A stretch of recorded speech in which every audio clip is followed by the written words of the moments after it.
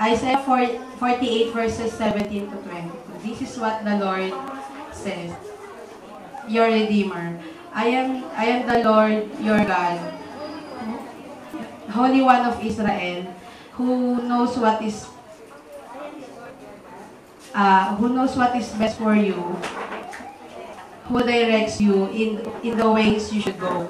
If you only paid to my commands, your peace would have been like a river, your righteousness like waves in the sea.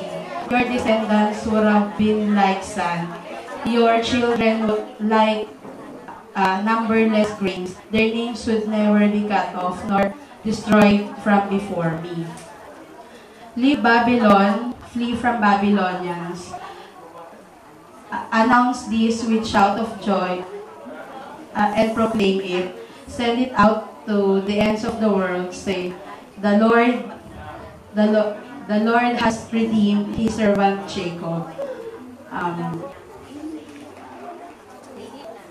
They did not thirst when he led them through deserts.